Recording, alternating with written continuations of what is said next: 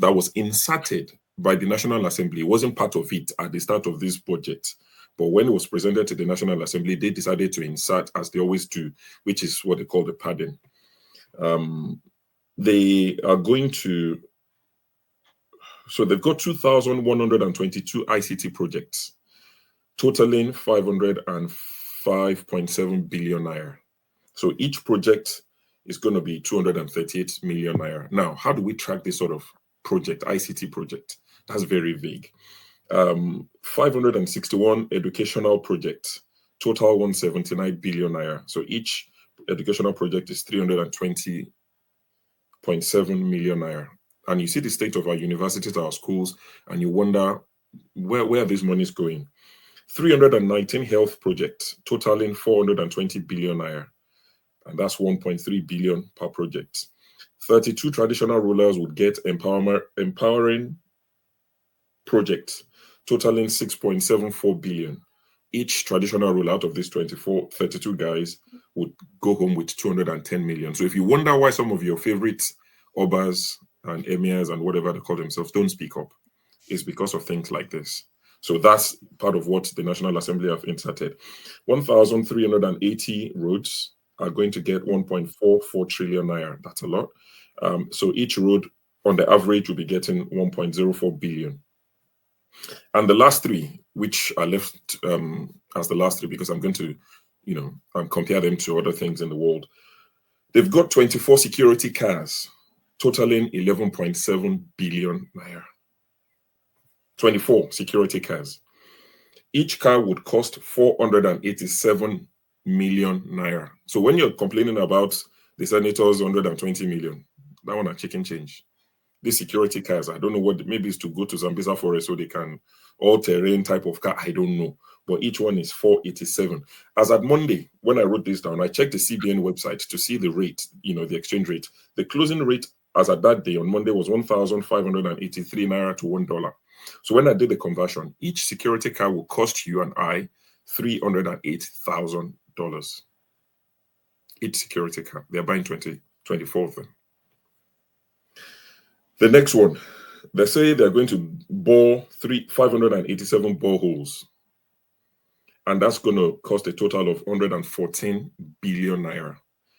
So each borehole would cost you and I 213 million naira. Now, anybody can find out how much they dig a borehole.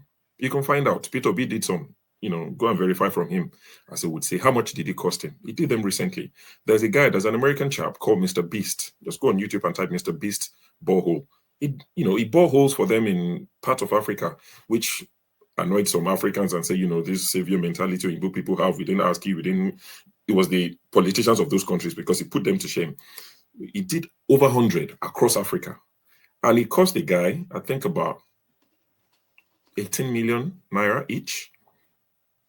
That was 2 years ago. And it's going to cost the Nigerians 213 million naira each. I did a check. Spoke to somebody in South Africa. How much does it cost you? They were telling me in rands. I did a rough conversion. In South Africa, it's under 10 million naira to dig one. In Nigeria, call people. There are videos on YouTube. Just type borehole in Nigeria. Just research. It's not going to cost you 20 million naira. Your senators, including the Labour Party ones, that rode on the Peter Obi wave, the one driving Okada that we all celebrated. Can you imagine Obi is bringing people? And I'm not saying it's Obi's fault totally, but everybody that we trusted and we said, PLP, top to bottom. At least we know what to expect from the APC and the PDP guys. But look at the LP guys. Look at the other people, everybody, Abga, whoever, everybody's quiet. All these senators. Mr. Shaw, if you don't mind, one thing is to do borehole. Another thing is to also do the complete treatment plant and how you distribute the water to the local community so that everybody will not assemble in one place. Are you saying they just do the borehole or they do the borehole? Are they doing the boreholes at all? Are they even going to dig any hole, let alone transfer it to people's house? So it's going to cost you and I 230 million naira each. And this is not politics, because I'm not reading the comment section yet. I know some people would still find a way in their very dirty hearts to defend this. This is not politics. Regardless of who is doing this, Ireti Kingibe, all of them, or your favorite, we should be able to come together and say, on some instances, I can't defend you on this one. Oga, you've taken 213 million naira for one borehole. in a country that they keep telling us is poor. The minute you tell them, let's do free health, who is doing that these days? Even Europe is collapsing under the weight of free health. But they can take 230 million naira. They did the same last year. It's not a one-off. They did it in last year's budget. They are doing it again. So that's what is going to cost people. And they will tell us we're broke, we don't have money. Manage, tighten your belt, baby pain, small steps. You can't keep telling, even if your reforms are the best ever, the way you're living your own lives does not reflect the reality you're selling to us. It doesn't reflect it. And this is why I have a problem with them. So if I was to rate this government now, based on the things I'm telling you, how do you want me to rate them? I'll push it back to you. And the last one, solar powered street lights. They want to install 1,477 solar street lights across Nigeria. And each one is going to cost 266 million naira. Total 393.29 billion. One solar powered street light, 266 million naira. I checked how much roughly does it cost the UK, because a lot of countries are going solar. How much roughly does it cost the UK to install one? And it came to about £4,000, which is about 8 million naira. But your one, somewhere in Nigeria, that won't even be installed, is going to cost you 266 million as against 8 million. Call the one in the UK, call it 20, call it 50. They are charging you and I 266. And now, I now put it back to you, Rudolf. What should I rate this sort of government? How do you want me to rate them? Forget what they are saying. What they are doing is the most important.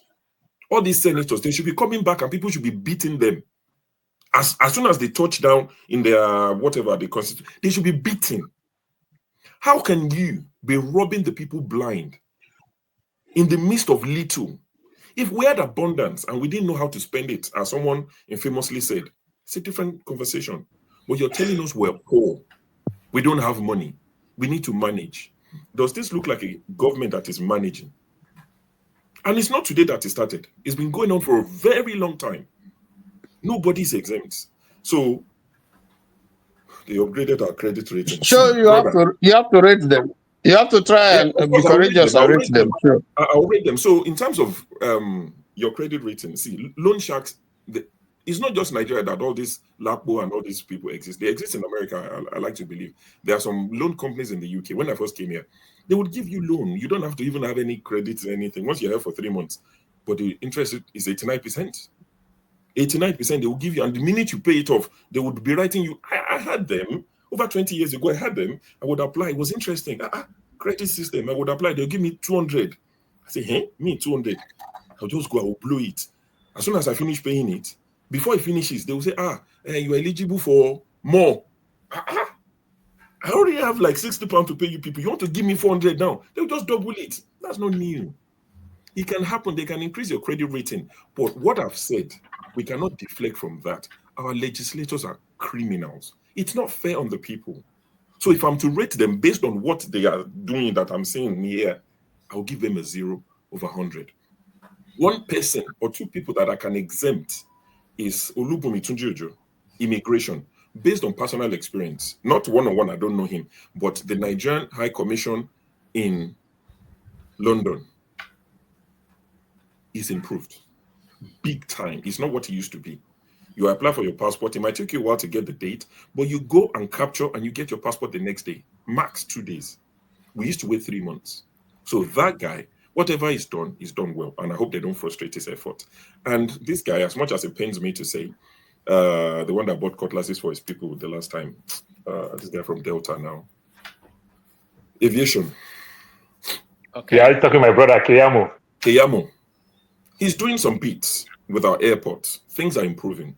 The experience is slightly better. You know, the Abuja airports, they have the, they are reducing the human interaction in terms of coming in, going out, which is great. And they are bringing it to Lagos as well. So it's good to see that these guys are trying. At least he stepped up when Alan Oyema was being bullied by the UK government aviation, when they wanted to restrict them to Gatwick. He stepped up. So it's not all bad. When I see things that I believe are positive, I would say it. And people might say that's their job.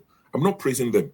I'm just saying well done for what they've done. I'm not praising them. I'm not thanking them, but they've done a good job. And I hope that they continue. So rating this, your people, I'll give them, the rest of them 0 over 100. They are just petty thieves.